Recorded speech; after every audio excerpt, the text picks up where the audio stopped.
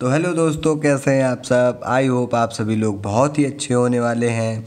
तो हम स्वागत करते हैं आपका अपने न्यू वीडियो लेक्चर पर, जहां पर हम लोग बात करने वाले हैं introduction to B pharmacy third semester. मतलब हम लोग यहां पर बी फार्मेसी जो थर्ड सेम है उसका जो इंट्रोडक्शन है वो जानते हैं कि कौन कौन से सब्जेक्ट हैं और कितने सब्जेक्ट हैं यहाँ पर, हमें यहाँ पर क्या क्या पढ़ना है, कैसे पढ़ना है और इनका यूज़ कहाँ कहाँ पर है। तो इन सब चीज़ों के बारे में आज हम लोग ओवरऑल यहाँ पर बात करने वाले हैं।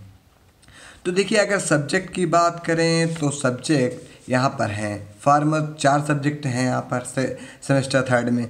कौन कौन से चार सब्जेक्ट हैं वो, सबसे पहला सब्जेक्ट है फार्मास्यूटिकल ऑर्गेनिक केमिस्ट्री सेकेंड, फिर है फिजिकल फार्मास्यूटिक्स फर्स्ट, फिर फार्मास्यूटिकल माइक्रोबायोलॉजी और फार्मास्यूटिकल इंजीनियरिंग के बारे में। तो जैसा कि दोस्तों यहाँ पर बताया गया है कि फार्मास्यूटिकल ऑर्गेनिक केमिस्ट्री जो ये अपना फर्स्ट है, तो यहाँ पर हम लोग क्या क्या जानने वाले हैं, पढ़ने वाले हैं, उसके बारे में जानते हैं।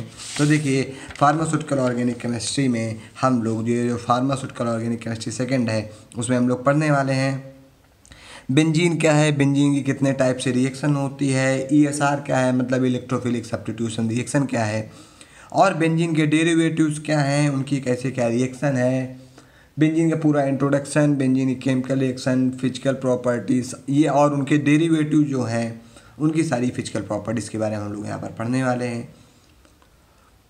और जो सारे कंपाउंड हैं बेंजीन रिलेटेड उनके बारे में पढ़ने वाले हैं। उसके बाद फिर आता है फिनॉल। तो ये बहुत ही इंपॉर्टेंट चैप्टर होने वाला है फार्मास्यूटिकल ऑर्गेनिक केमिस्ट्री सेकेंड का। हर बार फिनॉल से क्वेश्चन आते ही आते हैं। तो फिनॉल्स के बाद हम लोग पढ़ेंगे वहाँ पर एसिडिटी ऑफ फिनॉल, फिनॉल की chemical reaction, lab preparation method, physical properties, chemical properties, उसके यूजेस और उसके जो डिराइव प्रोडक्ट हैं जो जैसे क्रिसॉल है या फिनॉल है उनका हम लोग कहाँ कहाँ पर यूज़ कर रहे हैं, इस सब के बारे में जानेंगे यहाँ पर। फिर उसके बाद यहाँ पर दिया गया है एरोमेटिक एमीन। तो अभी हम लोग सेकेंड सेमेस्टर में पढ़ के आए हैं एलिफैटिक एमीन, तो वहीं पर हम लोग एरोमेटिक एमीन के बारे में पढ़ेंगे, जहाँ पर हम लोग एमीन ग्रुप तो जुड़ा होगा, एमीन ग्रुप को हम लोग कहते हैं NH2, तो वहाँ पर एक बेंजीन जुड़ जाएगी। तो यही बेंजीन जो जुड़ गई है इसीलिए हम लोग इसको कहेंगे एरोमेटिक एमीन। मतलब जो एमीन है वो कहाँ पर जुड़ा हुआ है, एरोमेटिक कंपाउंड पे, और हम लोग जानते हैं बेंजीन क्या है, एरोमेटिक कंपाउंड है। और इसके बारे में अभी आपकी बार हम लोग पढ़ने वाले हैं डिटेल से। फिर उसके बाद यूनिट 3 में है फैट एंड ऑयल्स। तो इससे भी इंपॉर्टेंट क्वेश्चन आते हैं। इसमें हम लोग बहुत सारी डिफिनेशन जानेंगे कि एसिड वैल्यू क्या होती है, बेस वैल्यू क्या होती है, सपोनिफिकेशन क्या होता है, हाइड्रोलिसिस क्या होती है, हाइड्रोजनेशन क्या होता है, ये सारी चीज़ें हम लोग फैट एंड ऑयल्स में जानेंगे। फिर उसके बाद चौथी जो यूनिट है वहाँ पर है पॉलीन्यूक्लियर हाइड्रोकार्बन। मतलब पॉली मतलब बहुत सारे, न्यूक्लियर मतलब न्यूक्लियस वाले, और हाइड्रोकार्बन का मतलब है कार्बन और हाइड्रोजन से बने हुए कंपाउंड्स। तो यहाँ पर कुछ इस तरीके के आप लोग स्ट्रक्चर पाएंगे कुछ इस प्रकार से स्ट्रक्चर, जिनको आप लोग नेफ्थलीन भी कहेंगे, फिनांथ्रीन भी कहेंगे, इस तरीके से एंथ्रासीन भी कहेंगे। इस प्रकार से कुछ स्ट्रक्चर पाएंगे। तो ये इस प्रकार से आप लोग स्ट्रक्चर पाने वाले हैं यूनिट 4 पे। उसके बाद हम लोग यूनिट 5 पे आते हैं, तो वहाँ पर है साइक्लोएल्केन्स। तो साइक्लोएल्केन्स आप लोग गाइस जानते हैं कि जहाँ एल्केन मतलब होता है सारे कार्बन कार्बन के सिंगल बॉन्ड, और साइक्लो मतलब होती है साइकिल। तो ये हो जाएगा साइक्लोएल्केन एल्केन का एग्जाम्पल। या आप लोग इसको भी साइक्लोएल्केन कह सकते हो, या आप लोग इसको भी साइक्लोएल्केन कह सकते हो, या इसको भी साइक्लोएल्केन कह सकते हो। यहीं पर हम लोग बेयर्स थ्योरी पढ़ेंगे जो अपने एग्जाम के लिए बहुत ही ज़्यादा इंपॉर्टेंट होने वाली है। अब उसके बाद नेक्स्ट सब्जेक्ट यहाँ पर लिया गया है फिजिकल फार्मास्यूटिक्स फर्स्ट का। तो फिजिकल फार्मास्यूटिक्स फर्स्ट में हम लोग यहाँ पर जानने वाले हैं कि क्या क्या चीज़ें होने वाली हैं, उनके बारे में जानने वाले हैं। तो आप लोग देख रहे हैं यहाँ पर ये फिजिकल फार्मास्यूटिक्स का सिलेबस है। तो यहाँ पर यूनिट 1 में दिया गया है सॉल्बिलिटी ऑफ ड्रग्स। मतलब ड्रग किस पे सॉल्बल होगी, सॉल्बिलिटी की क्या क्या क्राइटेरिया होंगे, मतलब ड्रग्स के जो घुलने की बात है यहाँ पर बात की गई है। आइडियल प्रॉपर्टीज़ क्या होंगी, आइडियल सॉल्बिलिटी पैरामीटर्स क्या होंगे, मतलब सारी चीज़ें हैं। डिफ्यूज़न क्या है, और सॉल्बिलिटी इन लिक्विड क्या है, बाइनरी सोल्यूशन क्या होता है, आइडियल सोल्यूशन क्या होता है, बहुत सारे ला यहाँ पर हम लोग जानने वाले हैं। फिर यूनिट सेकंड में दिया गया है state of matter and properties of matter. मतलब मैटर क्या है और मैटर के कितने स्टेट हैं और उन मैटर्स की क्या क्या प्रॉपर्टीज़ हैं उनके बारे में हम लोग जानने वाले हैं। उसके बाद यूनिट थर्ड में हम लोग और यूनिट सेकेंड में हम लोग और जानने वाले हैं physico chemical properties of drug molecule, इनके बारे में जानने वाले हैं। मतलब वहाँ पर उनका रिफ्रैक्टिव इंडेक्स कैसा होगा, जो ड्रग मॉलिक्यूल आया है उसका ऑप्टिकल रोटेशन कैसे होगा, वो कैसे वर्क करेगा, कौन सी कंडीशन पे वो ज़्यादा एफिशिएंट वर्क करेगा। और यहाँ पर डाइलेक्ट्रिक कांस्टेंट है, डाइपोल मूवमेंट है, ऐसी बहुत सारी चीज़ें इनके बारे में हम लोग जानने वाले हैं। फिर हम लोग यूनिट थर्ड में आते हैं तो यहाँ पर सरफेस एंड इंटरफेशियल फिनोमिना दिया गया है। तो यहाँ पर हम लोग सरफेस टेंशन और इंटरफेशियल टेंशन जैसे कुछ टर्म हैं जो उनका फिनोमिना है अपने जो इंडस्ट्री में है, उनके बारे में अभी हम लोग यहाँ पर जानने वाले हैं। फिर आप लोग देख रहे हैं कि यहाँ पर यूनिट फोर में क्या दिया गया है। यूनिट 4 में दिया गया है कॉम्प्लेक्सेशन एंड प्रोटीन बाइंडिंग। तो प्रोटीन बाइंडिंग क्या है, कॉम्प्लेक्सेशन क्या है, कैसे कॉम्प्लेक्स बनते हैं, उनकी मेथड ऑफ एनालिसिस क्या है, प्रोटीन बाइंडिंग क्या है, उनके जो कॉम्प्लेक्सेशन है उसका जो क्लासिफिकेशन कैसा है, एप्लीकेशन क्या है, और ये सारी चीज़ें हम लोग यहाँ पर जानने वाले हैं यूनिट 4 पर। और यूनिट 5 पर हम लोग जानने वाले हैं pH buffer and isotonic solution. मतलब किसी भी चीज़ का पीएच क्या है, बफर क्या होता है, पीएच यूनिट क्या होती है, आइसोटोनिक सॉल्यूशन क्या होते हैं, इनके बारे में हम लोग जानने वाले हैं। तो ये हम लोग जानने वाले हैं अपने second subject physical pharmaceutics first पर। उसके बाद जो तीसरा सब्जेक्ट है वो है फार्मास्यूटिकल माइक्रोबायोलॉजी। तो फार्मास्यूटिकल माइक्रोबायोलॉजी का हम लोग इंट्रोडक्शन जानते हैं। तो वहाँ पर हम लोग जानने वाले हैं पूरी चीज़ें। इंट्रोडक्शन ऑफ बैक्टीरिया में मतलब आ जाएगा स्कोप क्या है माइक्रोबायोलॉजी का, बैक्टीरिया क्या है, क्लासिफिकेशन क्या है बैक्टीरिया का, और बैक्टीरिया कितने टाइप हैं, बैक्टीरिया को हम लोग कैसे ग्रो कर सकते हैं, उनका कल्चर कैसे तैयार कर सकते हैं, उनका जो मीडियम है, ग्रोथ मीडियम है, ये सारी चीज़ें हैं वो क्या हैं, उनके बारे में जानने वाले हैं यहाँ पर हम लोग। फिर स्टेनिंग टेक्निक है यहाँ पर। स्टेनिंग मतलब हम लोग बैक्टीरिया को कैसे स्टेन करेंगे, मतलब बैक्टीरिया को कैसे पहचानेंगे, बैक्टीरिया को कैसे सेपरेट करेंगे, कौन सा यहाँ पर बैक्टीरिया वर्क कर रहा है या कौन सी बैक्टीरिया के यहाँ पर प्रेजेंस है।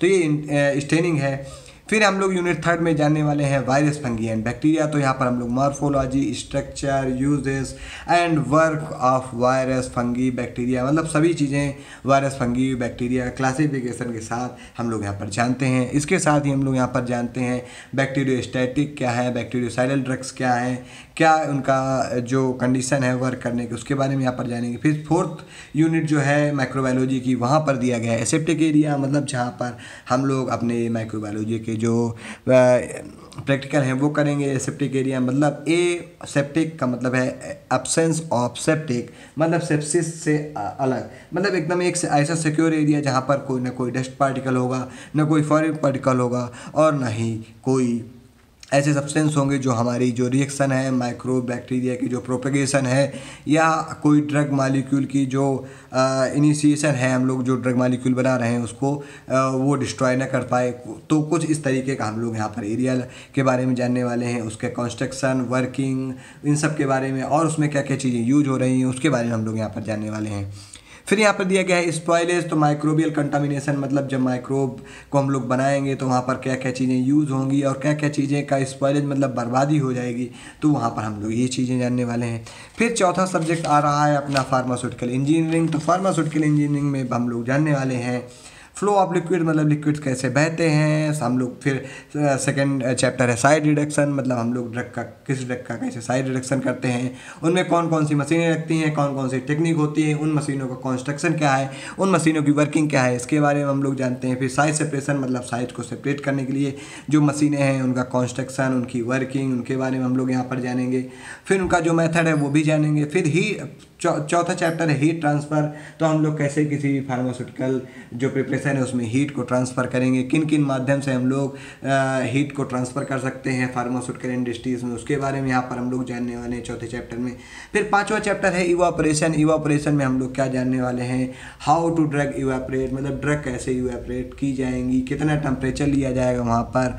कुल मिला के यहाँ पर जो फार्मास्यूटिकल जो इंडस्ट्री है, यानी हम लोग कहें जो फार्मास्यूटिकल इंडस्ट्री में जो अंदर होने वाली कुछ चीज़ें हैं, जो बेसिक चीज़ें हैं, उनके बारे में हम लोग जानने वाले हैं। उनकी मशीनों के बारे में जानने वाले हैं, उनकी वर्किंग के बारे में जानने वाले हैं, वो कैसे वर्क कर रही हैं, उनका क्या कंस्ट्रक्शन है, और उनका जो प्रिंसिपल है वो क्या है, उनके बारे में जानेंगे। फिर इसी में और सारे टॉपिक हैं जैसे ड्राइंग है, डिस्टिलेशन है, मिक्सिंग एट कितने टाइप हैं, फिर उनका यूज़ क्या क्या है, कौन कौन से इंस्ट्रूमेंट यूज़ किया जाता है मिक्सिंग में, उनका कॉन्सेप्ट, उनकी जो संरचना है वो कैसे है, उनका प्रिंसिपल क्या है, वर्किंग उनकी क्या है, यूजेस उनके क्या क्या हैं, उनके बारे में जानेंगे। जैसे फिर अगला चैप्टर है फिल्ट्रेशन, सेंट्रीफ्यूगेशन। फिर लास्ट जो चैप्टर आ रहा है गाइस वो है materials of pharmaceutical plant and construction, corrosion and it's preservation. तो मतलब हम लोग जो फार्मास्यूटिकल प्लांट में जो कंस्ट्रक्शन में जो मटेरियल यूज़ किया जा रहा है उसके बारे में जानेंगे।